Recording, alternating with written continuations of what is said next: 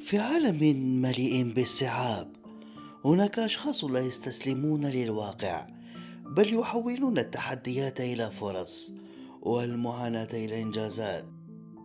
ميسوم شاب رفض أن تكون الإعاقة حاجزا أمام أحلامه، ليحولها إلى وقود يشعل طموحه، ليصبح مهندسا وكاتبا ومؤلفا، ويحول أفكاره إلى قصص ملهمة. في كل كتاب من كتبه السبع يدعو فيهم الشباب للإيمان بأنفسهم، لأن الكتابة كما يقول ميسوم هي وسيلة للبقاء والنهوض بالأمة.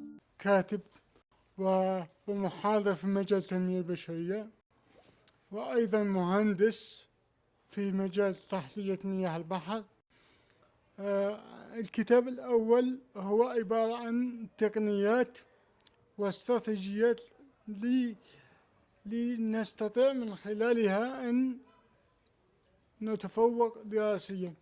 الكتابة تفتح لك شهية، تدلك علاقات. فقررت أن أنتج كتابي الثاني وهو القيادة عبر الممارسة.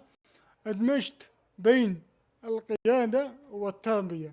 الأعمال التي توجهت هي 6 أعمال، مع العمل السابع ألا وهو رواية أصدرت حاليا على حساب وزارة الثقافة، وأسميتها سيد المنفى.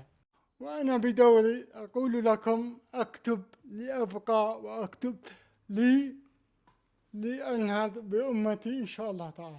في اليوم العالمي لذوي الهمم، وقف ميسوم بين الحاضرين يشاهد ما أبدع فيه أقرانه بتقديم رسائل وعروض فنية، وكذا توزيع للكراسي المتحركة على مستحقها، تلك الكراسي التي ستخفف عنهم مشقة الحياة اليومية.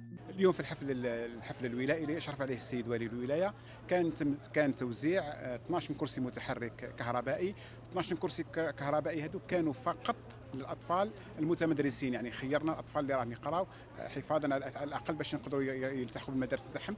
كما تم تسليم 10 كراسي متحركه للاطفال الصغار، و20 كرسي متحرك للاشخاص الكبار، وكذلك كنا سلمنا 38 جهاز للسمع. كانوا يدوني ذراري، كان يحبس لي في الطريق، ودوكا كرسي كهربائي ونتنقل وين نحب.